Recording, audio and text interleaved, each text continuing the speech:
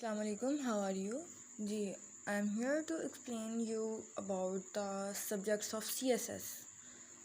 That means कि जो CSS के सब्जेक्ट्स हैं उनको कैसे आप इजीली जो है ना वो आप सेलेक्ट कर सकते हो। फर्स्ट ऑफ ऑल तो हमें पता होना चाहिए कि जी CSS की प्रिपरेशन के लिए हम लोगों ने सब्जेक्ट्स को कैसे चूज़ करना है। इसमें मैं आपको बताऊंगी कि आपने कैसे चूज़ करना है सब्जेक्ट्स को, मतलब कि आप आसानी से सब्जेक्ट्स को चूज़ कर सकते हैं। और हमें ये पता होना चाहिए कि CSS में सब्जेक्ट्स होते कौन कौन से हैं और कितने होते हैं और कौन कौन से होते हैं और हमने किस किस में से सिलेक्ट करना होता है। ठीक है, हम इस चीज़ को आज देखेंगे। ठीक है, मतलब कुछ सब्जेक्ट्स मतलब देखें ना, अब बिगनर्स हैं, अगर कोई बिगनर है मतलब उसको कुछ भी नहीं पता CSS का कि सब्जेक्ट्स कौन से होते हैं, किस तरह से पेपर होता है, ये वो सब कुछ मैं आहिस्ता से सब एक्सप्लेन करती जाऊंगी। लेकिन फर्स्ट ऑफ ऑल मैं आपको एक्सप्लेन करूँगी कि CSS में जो सब्जेक्ट्स होते हैं ना वो कौन कौन से होते हैं। ठीक है, अब हम बात करते हैं कि जी CSS में सब्जेक्ट्स कौन कौन से होते हैं।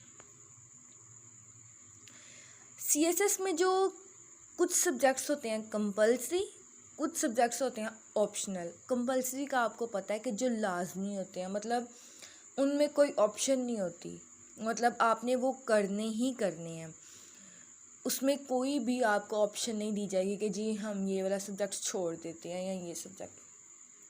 सिर्फ 6 सब्जेक्ट्स होते हैं कंपलसरी और 6 ही होते हैं ऑप्शनल।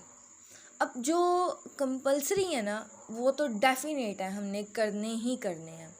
लेकिन जो ऑप्शनल सब्जेक्ट्स हैं ना उसमें हम लोगों ने देखना होता है कि उसमें 7 ग्रुप्स हैं, हमने उन 7 ग्रुप्स में से चूज़ करने हैं 6 सब्जेक्ट, हमने उन 7 ग्रुप्स में से सेलेक्ट करनी है 6 सब्जेक्ट्स।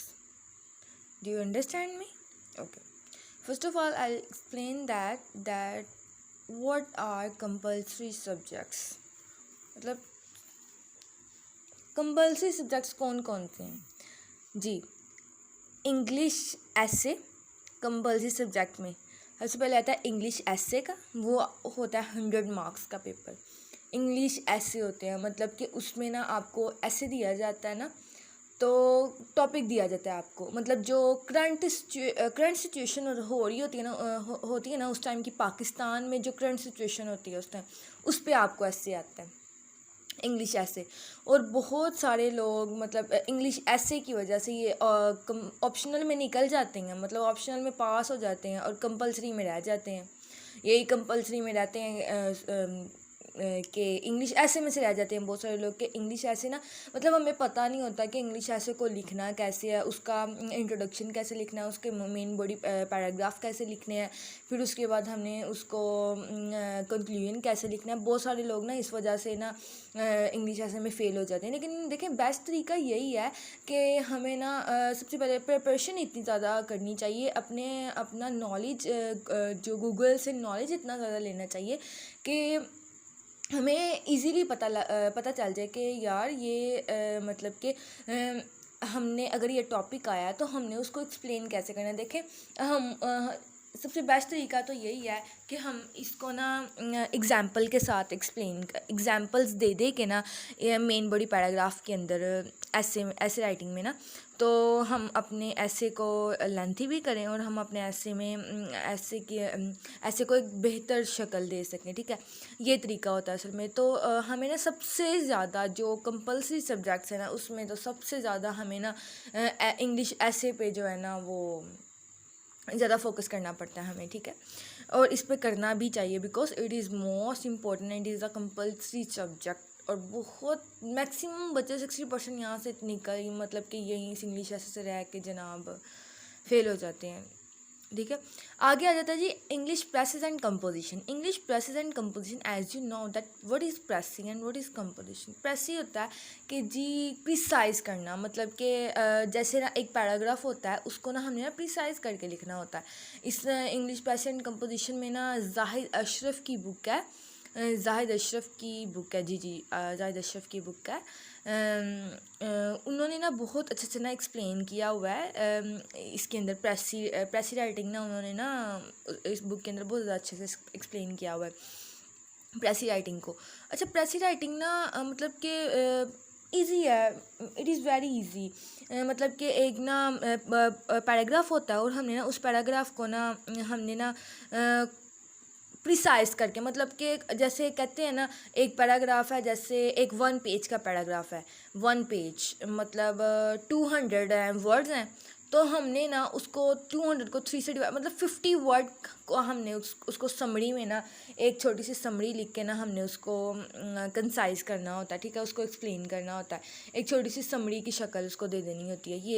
ये होता है जी प्रेसी का मतलब, ठीक है। प्रेसी में ना मतलब ईजी है, इतना मुश्किल नहीं है। और उसके बाद ना हमें ना सिनोनिम्स आने चाहिए, सबसे पहले ना सिनोनिम्स आने चाहिए। मतलब कि अब देखें, एक वर्ड है जैसे मतलब कोई भी आप वर्ड ले लें, हमें ना सिनोनिम्स ज़रूर याद करने चाहिए। देखें, हमें ना चाहिए कि हम ना डेली के 5 वर्ड ज़रूर याद करें। और आपको पता है कि मैं अपनी जो वीडियो है मैं वो रोज़ बनाती हूँ, उसके अंदर मैंने डेली के डेली 5 वर्ड्स मतलब 5 मैं डेली के डेली अपलोड करती हूँ वीडियो। उसमें वर्ड का मीनिंग भी लिखा होता है, सिनोनिम भी लिखा होता है, एंटोनिम भी लिखा होता है, उर्दू मीनिंग भी लिखा होता है। और जब हम और हमें यही कोशिश करनी चाहिए कि जब भी हम किसी भी वर्ड का मीनिंग याद करें तो हम उसका साथ सिनोनिम भी याद करें, एंटोनिम भी याद करें, और उर्दू मीनिंग तो ऑब्वियसली हम करते ही करते हैं। तो प्रेसी में ना इस चीज़ की बहुत ज़्यादा ज़रूरत पड़ती है कि हम लोगों ने वर्ड के मीनिंग को किस तरह से याद किया है।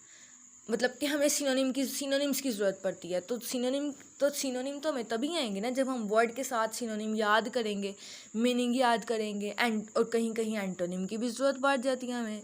सो इसीलिए मैंने आपको बताया है कि जी वर्ड के साथ मीनिंग। और ये मैं डिस्क्रिप्शन में ना आपको इसका ना लिंक भी मैं दे दूँगी आपको, ठीक है, ऑल वर्ड्स मीनिंग का। तो आप वहाँ से जो है ना वो ले सकते हैं, ठीक है। और बाकी ये है कि अगर आप मेरे चैनल में जाएंगे ना तो आपको सारे वर्ड की मीनिंग मैं डेली की डेली एक्सप्लेन करती हूँ, स्लाइड्स में है, तो वो आप वहाँ से चेक कर सकते हैं, ठीक है। बाकी ये है कि इस सब्जेक्ट में कुछ ऐसा होता है कि जी जनाब आते हैं जी। तो नेक्स्ट हम बात करते हैं जी जनरल साइंस एंड एबिलिटी की। आगे आपको इंग्लिश पैसेज एंड कंपोजिशन का तो आपको पता चल गया होगा कि मैंने आपको क्या एक्सप्लेन किया है, ठीक है। आगे हम बात करते हैं जी general science and ability. General science and ability मतलब कि ये जो कॉन्सेप्ट ही होते हैं, मतलब कि हमें जनरल नॉलेज जो है ना साइंस के बारे में, एस्ट्रोनॉमी के बारे में, ये सारा इसका ना जो नॉलेज है ना वो जनरल साइंस में आता है। जनरल साइंस एंड एबिलिटी के मतलब कि क्या क्या एबिलिटीज़ है ना जनरल साइंस में, जो साइंस में, इनमें फल्कियात में, फिर इसके नाम तकरीबन आई थिंक 48 इस तरह चैप्टर हैं, ठीक है, इस बुक के ना। तो बाकी ये है कि मैं आपको साथ साथ फिर अभी तो मैं आपको सिर्फ बुक्स के बारे में बता रही हूँ, फिर मैं आपको इसके बेस्ट ऑथर्स के बारे में भी बता दूँगी कि जनरल साइंस एंड एबिलिटी मतलब कि जितनी भी बुक्स हैं आपको मैं इनके बेस्ट ऑथर्स के बारे में भी बता दूँगी। अभी तो मैं आपको सिर्फ बुक्स, अभी आप यू आर बिगनर्स, अगर आप बिगनर्स हैं तो ये वीडियो उनके लिए है, ठीक है, कि उनको थोड़ा थोड़ा ना मतलब कि जैसे डेमो नहीं मिल जाता कि जी जनाब कैसे कैसे हमने स्टार्ट करना है, कौन कौन से सब्जेक्ट्स हैं, ये वो सब एक्सप्लेन किया जा रहा है, ठीक है। जनरल साइंस एंड एबिलिटी मतलब कि ये मतलब जो हमने बचपन से साइंस नहीं पढ़ी हुई है, जो मतलब कि अगर हम लोगों ने for example general science and ability मतलब जो साइंस में हमने पढ़ा है जी, छोटे मोटी चीज़ें, पौधों के बारे में इल्म, जानवरों के बारे में इल्म, मतलब ये ना सारा उन्होंने ना जैसे कहते हैं ना कंसाइज करके वो इसके अंदर इस बुक में डाली। इतनी मुश्किल नहीं है, इजी है, बहुत इजी बुक है ये। आगे जनाब बात करते हैं हम जी 4th बुक की, वो है current affairs. Current affairs means के जो मौजूदा मामलात होते हैं ना, मतलब के हालात होते हैं, मामलात होते हैं, करंट अफेयर्स। इस करंट अफेयर्स में ना ऑल ओवर द वर्ल्ड आ जाता है ना, कि मतलब इसमें ये नहीं है कि स्पेशली पाकिस्तान की बात हो रही है, मतलब कि इसमें पाकिस्तान भी आता है, आता है, पाकिस्तान भी आएगा, लेकिन पाकिस्तान के अलावा जो बाकी वर्ल्ड कंट्रीज़ हैं जिनके अंदर जो फेमस मतलब कि अगर किसी में डिस्कवरी हुई है तो वो इस बुक में एक्सप्लेन किया जा रहा है।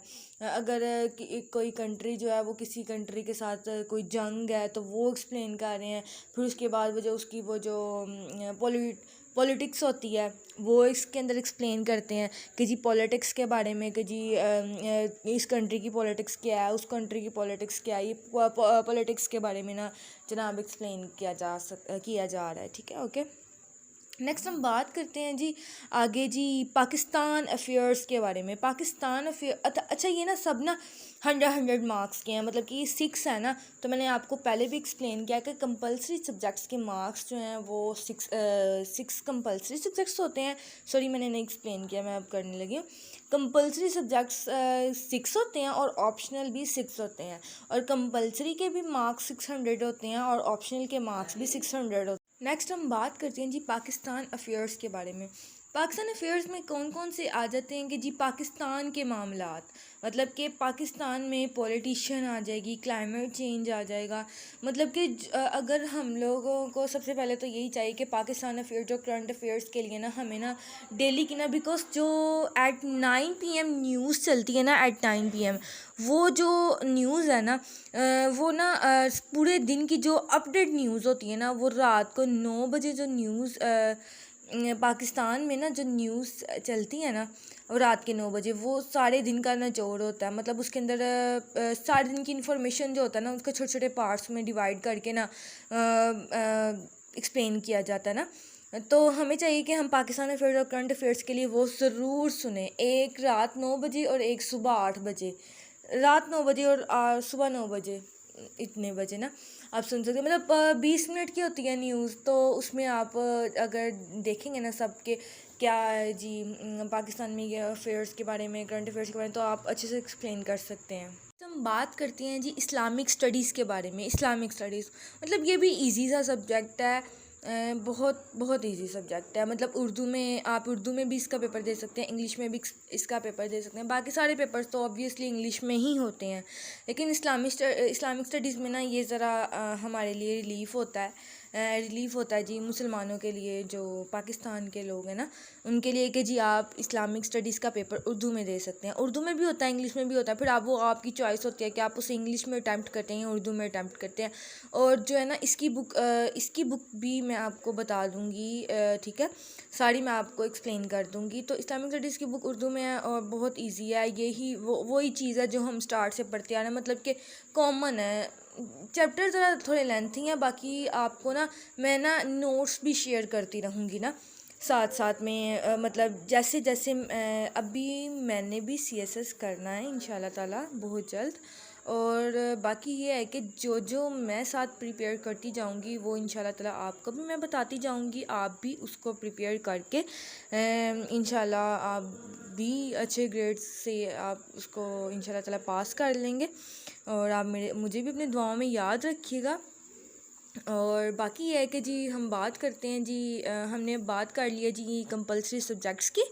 अब आगे हम बात करने लगे हैं जी ऑप्शनल सब्जेक्ट। अब देखिए मैंने आपको पहले बताया था कि कंपलसरी सब्जेक्ट्स जो हैं वो होते हैं जी 600 मार्क्स के, और ऑप्शनल भी होते हैं जी 600 मार्क्स के। अब मैंने आपको कंपलसरी तो एक्सप्लेन कर दिए हैं कि कंपलसरी सब्जेक्ट्स कौन कौन से होते हैं। अब मैं आपको एक्सप्लेन करने लगी हूँ जी ऑप्शनल सब्जेक्ट्स, ठीक है।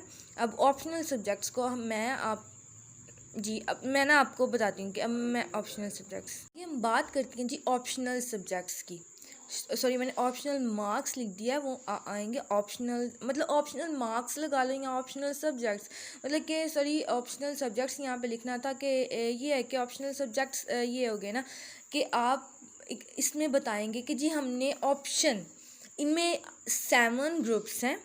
7 ग्रुप में किसी में 5 बुक्स हैं, किसी में 7 है, किसी में 10 है, किसी में 4 हैं, ठीक है। आपने उसमें से ऑप्शनल 600 के सब्जेक्ट्स चूज़ करने हैं उन ग्रुप्स में से। अब ना ऑप्शनल, सबसे पहले तो मैं आपको बताऊं कि जी जनाब ऑप्शनल जो सब्जेक्ट्स हैं ना, ऑप्शनल सब्जेक्ट्स में आगे आने लगे हैं, ठीक है। मैंने एरो का मार्क दिया हुआ है, वो ऑप्शनल जो सब्जेक्ट्स हैं ना वो आगे आएंगे, ठीक है। तो ये है कि देखें अब जैसा कि आप जानते हैं, यू नो दैट के हमारे पाकिस्तान में ये जो है ना बीएससी का कॉन्सेप्ट अब ख़त्म होता जा रहा है। कुछ कहीं थोड़े बहुत कॉलेजेस में है और कुछ बहुत ज़्यादा जो है ना वो ख़त्म हो चुका है, मतलब अब बीएससी है ही नहीं है ना। तो अब ना बीएस आ गया, स्पेशलिस्ट आ गया ना, कि मतलब एक सब्जेक्ट में तो ये है कि बीएस ऑनर आ चुका है 4 इयर्स का सेमेस्टर वाइज, ठीक है। तो अब जो बीएस ऑनर करते हैं ना सेमेस्टर वाइज, तो उसमें ना ऑल जो थिंग्स है ना वो उनको एक्सप्लेन किया होता है लोगों ने। मतलब कि अगर हम किसी यूनिवर्सिटी में एडमिशन लेते हैं, जैसे हम पीयू में जीसी में एडमिशन लेते हैं ना, तो मतलब कहीं भी आप किसी भी वर्चुअल में चले जाएं, किसी भी यूनिवर्सिटी में चले जाएं ना, तो वहाँ पे ये है कि आपको हर सेमेस्टर में ना 4-5 बुक्स पढ़ाई जाती हैं, ठीक है। तो अब ये जो सब्जेक्ट्स आ रही हैं ना, इसमें ना इस मतलब कि ये नहीं है कि जी आपने इनको बिल्कुल ही अनटच हैं और जब आप सीएसएस में जाते हैं तो तब आप उनको देखते हैं, टच करते हैं, ऐसा सीन नहीं होता। मतलब ऑप्शनल में ना ये होता है कि जनाब जब आप हर अब जितने भी ग्रुप मैं आपको बताऊंगी ना, उनके ना हर ग्रुप के अंदर ना कोई ऐसा सब्जेक्ट ज़रूर है कि जो आपने अपने बीएस में पढ़ा हुआ है। अगर कोई बीएस इंग्लिश करता है, अगर कोई बीएस फिज़िक्स करता है, केमिस्ट्री करता है, मैथ करता है, लॉ करता है, इस्लामियात करता है, उर्दू करता है, इंग्लिश करता है, कुछ भी करता है ना, तो हर उस ग्रुप में से ना उसने ना वो 4 साल में ना कोई ना उसमें ना उसने कोई ना कोई सब्जेक्ट पढ़ा ही होता है। उन ग्रुप्स में से ना है ऐसा सब कि भाई उनमें से आपने एक सब्जेक्ट ज़रूर पढ़ा होता है। तो और बाकी मैं आपको एक्सप्लेन करती जाऊँगी जनाब।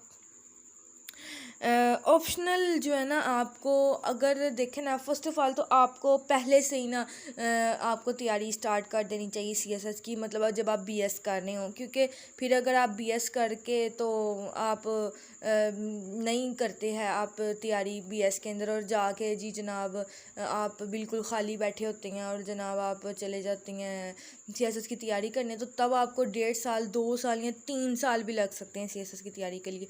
इसलिए आपको चाहिए कि आप अभी से ही ना सीएसएस की तैयारी जो है ना वो स्टार्ट कर दें, मतलब कि सीएसएस की तैयारी स्टार्ट कर दें बीएस के अंदर ही। तो आप साथ साथ ना ये देखते जाएं कि मेरा किस जो है ना ग्रिप है, मतलब कि मुझे कौन सा सब्जेक्ट पढ़ना चाहिए। आप पहले ही वो देख लें, तो जैसे जैसे आपके कोर्स में वो आते जाएं सब्जेक्ट, तो आप उन पे ज़्यादा फोकस रहें, ज़्यादा फोकस करें, ज़्यादा पढ़ें उनको, उनके उसके बारे में ज़्यादा डीप नॉलेज लें, उसको इंटरनेट से सर्च करें, बहुत ज़्यादा डीप नॉलेज लें।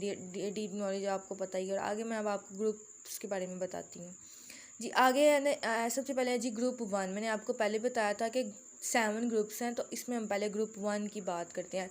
ग्रुप 1 में है जी accountancy and auditing, economics, computer science, political science, international relations.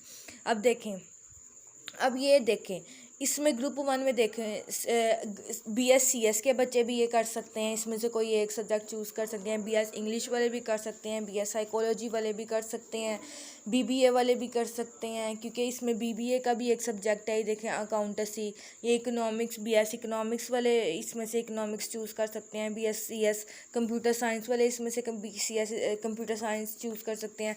Political science जो है वो पॉलिटिकल साइंस वाले चूज़ कर सकते हैं। इंटरनेशनल रिलेशंस जो है वो आईआर वाले चूज़ कर सकते हैं। बीएस इंग्लिश वाले चूज़ कर सकते हैं। देखें बीबीए, अब देखें मैंने जैसे आपको बताया ना कि आप उन 4 सेमेस्टर उन 8 सेमेस्टर के अंदर अंदर, मतलब 4 साल के अंदर अंदर आप कोई ना कोई, आप हर इन जितने भी ग्रुप्स हैं ना, आपने सारे सब्जेक्ट पढ़े होते हैं, लेकिन आपको चाहिए कि आप चूज़ वो करें कि जिसमें आपकी ग्रिप अच्छी हो, आपकी ग्रिप अच्छी हो, आपको लगे कि भाई ये मैं कर सकता हूँ, या मेरा इसके अंदर ज़्यादा नॉलेज है, या मेरा इसके अंदर ज़्यादा इंटरेस्ट है। आपको सीएसएस के लिए वही चूज़ करना चाहिए। You should choose that subject that you interest in, ठीक है। और ये है कि अगर हम विदाउट इंटरेस्ट जनाब ले के बैठ जाते हैं, तो ये तो हम अपना टाइम ज़ाया करने वाली बात होती है। हमें आता भी कुछ नहीं है, फिर हम इस तरह। आगे मैं आपको ग्रुप 2 का एक्सप्लेन करती हूँ। अब देखें, अब आप देख लें ग्रुप 2 में कौन कौन से हैं जी। फिज़िक्स है 200 मार्क्स का, केमिस्ट्री भी 200 मार्क्स का है। सॉरी, अभी मैंने आपको ग्रुप 1 में बता दूँ कि इसमें आपने 200 मार्क्स का ना कोई भी एक सब्जेक्ट चूज़ करना है। आगे आ जाता है जी फिज़िक्स ग्रुप 2 में physics, chemistry, applied mathematics, pure mathematics, statistics, geology. अब देख रहे हैं, अब ये फिज़िक्स हैं, ये बीएस फिज़िक्स वाले फिज़िक्स चूज़ कर लें, बीएस केमिस्ट्री वाले केमिस्ट्री चूज़ कर लें। लेकिन बीएस केमिस्ट्री जब आप रखते हैं ना तो उसमें फ़िज़िक्स भी आती है, उसमें अप्लाइड मैथमेटिक्स भी आता है। अब जब आप जो लोग बीएस फिज़िक्स रखते हैं उसमें ये आता है जनाब बीएस, ये अप्लाइड मैथमेटिक्स भी आता है, प्योर मैथमेटिक्स भी आता है जो बीएस फिज़िक्स रखते हैं, और बीएस मैथ वालों में भी आता है।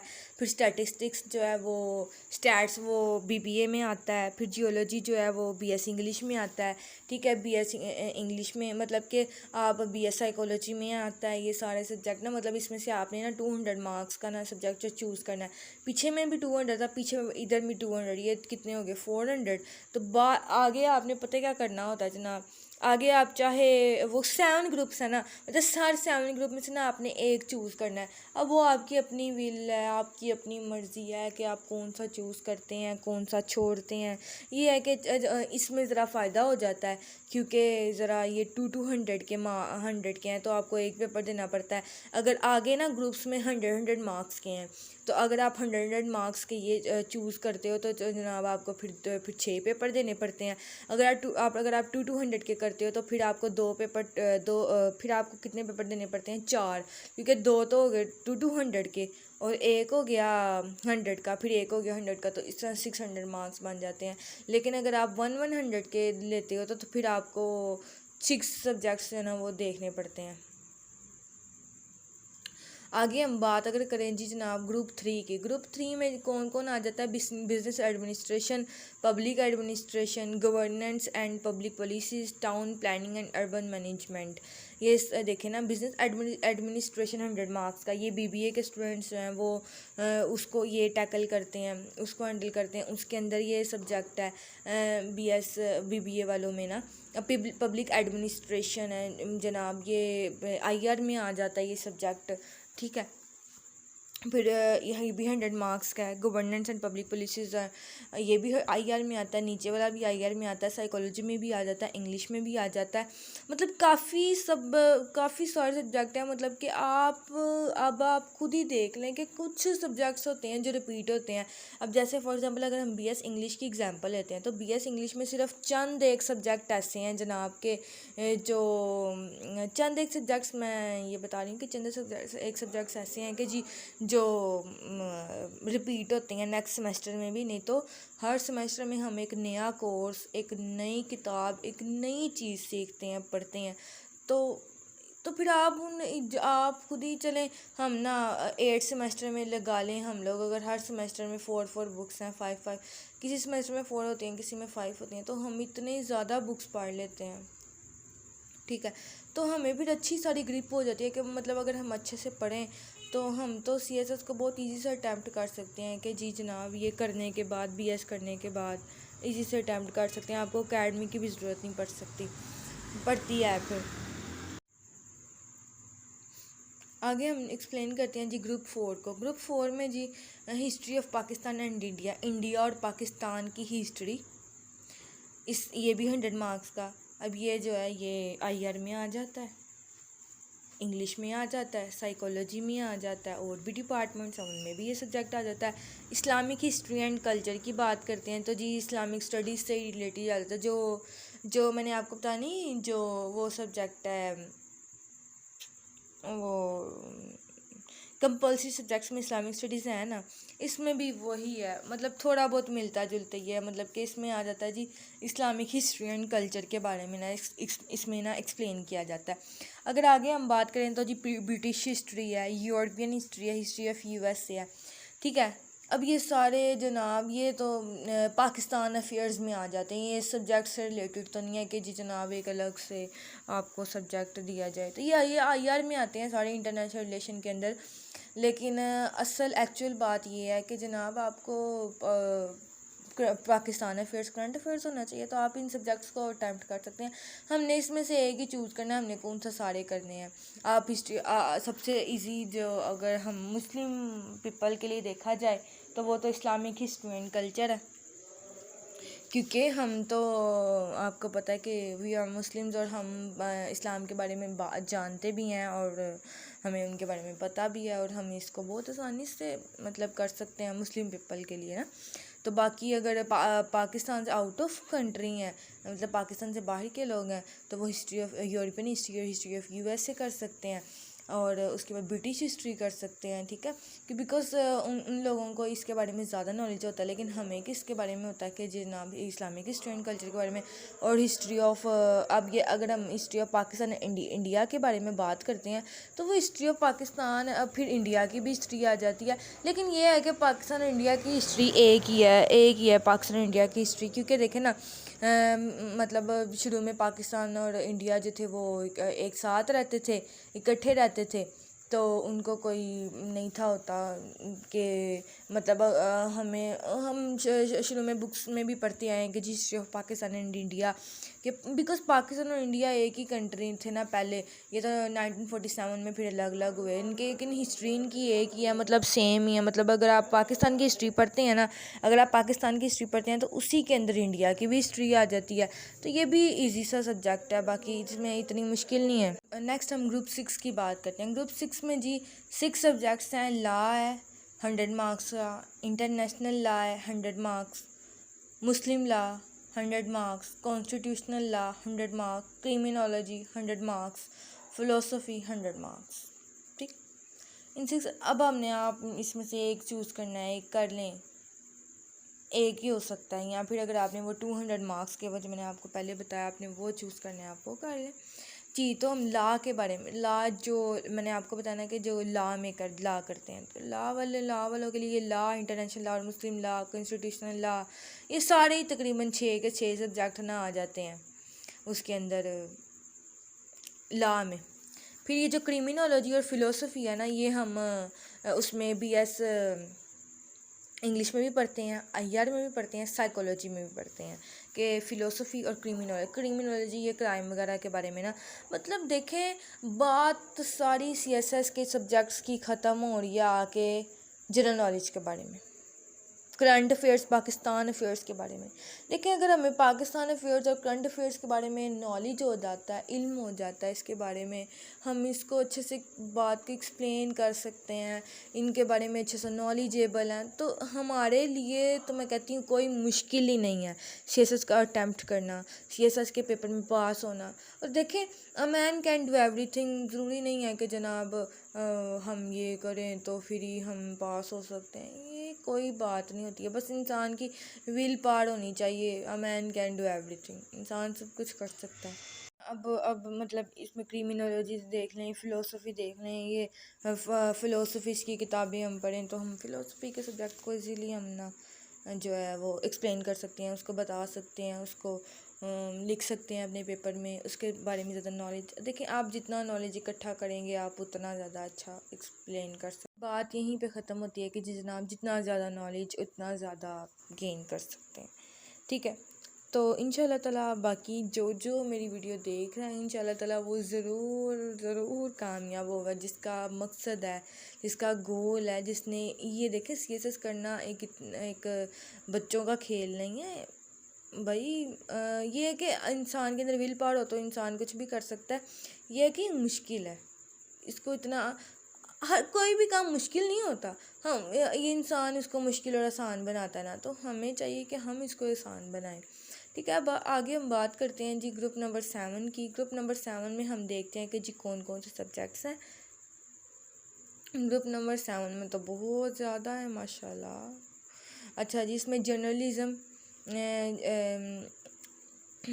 एंड मैथ्स कम्युनिकेशन, इसमें वो जो मैथ्स कॉम के बच्चे हैं ना जो BS करते हैं मैथ्स कॉम में, वो आ जाते हैं। फिर उसके बाद ये भी 100 मार्क्स का है। साइकोलॉजी आ जाता है, जियोलॉजी आ जाता है, सोशियोलॉजी आ जाता है, एंथ्रोपोलॉजी आ जाता है, पंजाबी, सिंधी, पश्तो, बलोची, पर्शियन, अरबिक। अब ये सारे जनाब ये पंजाबी सिंधी पश्तो ये देखे ना अरबिक आ जाता है। अरबी के लोग पर्शियन फ़ारसी जो अब पाकिस्तान में जो जिन सूबों में फ़ारसी लोग बोलते हैं वो बलोची बलोचिस्तान के पश्तो पश्तूनी वो जो होते हैं पश्तो पठान। फिर सिंधी जो सिंध के लोग पंजाबी जो है वो पंजाब के लोग बोल लेते हैं। गुजरांवाला के पंजाब के जो इलाके जो आते हैं ना उनको बहुत अच्छे से पंजाबी बोलनी आती है, तो वो इस सब्जेक्ट को पढ़ सकते हैं, लिख सकते हैं, एक्सप्लेन कर सकते हैं, तो वो ये सब्जेक्ट चूज़ कर सकते हैं। आगे सोशियोलॉजी हो जाता है जनाब। सोशियोलॉजी, एंथ्रोपोलॉजी, जियोलॉजी ये सारे ना 100 मार्क्स के हैं। तो ये है जनाब कि हमें इनको अच्छी तरह जो है ना वो देख लेना चाहिए, समझ लेना चाहिए। हम इसमें से हाँ ये अब हमारी अपनी मर्ज़ी है कि हम इसमें 100 मार्क्स का चूज़ करते हैं, 200 मार्क्स के चूज़ करते हैं, कौन सा चूज़ करते हैं। अब बाकी आपको अगर इसमें कोई किसी भी किस्म की कुछ समझ नहीं आई या कोई भी हेल्प की किसी भी हेल्प की सीएसएस के अकॉर्डिंग, ग्रामर के अकॉर्डिंग, इंग्लिश के अकॉर्डिंग, वर्ड मीनिंग के अकॉर्डिंग, किसी के भी अकॉर्डिंग अगर किसी भी चीज़ की हेल्प की ज़रूरत है तो आप मुझे कमेंट सेक्शन में बता सकते हैं, मैं आपकी ज़रूर हेल्प करूँगी। बाकी ये है कि कोई मसला नहीं है, सब आसान है। देखें a man can do everything, इंसान सब कुछ कर सकता है, ठीक है। तो इंसान चाँद पे जा सकता है, तो ये सीएसएस क्या चीज़ है। ज़मीन में बैठ के एक कमरे में बैठ के हम इसकी तैयारी कर सकते हैं, हम पढ़ सकते हैं, ठीक है। तो कोई भी काम मुश्किल नहीं होता। तो होप फॉर द बेस्ट। ये अब काम स्टार्ट हो चुका है सीएसएस के भी, और मैं इंशाल्लाह ताला आपको डेली जो है वो सीएसएस के जो है ना वो बारे में एक्सप्लेन करती जाऊंगी, इसके बारे में बताती जाऊंगी इंशाल्लाह ताला। और बाकी ये है कि आप हमारे साथ रहिएगा। बाकी थैंक यू सो मच। अल्लाह हाफिज़।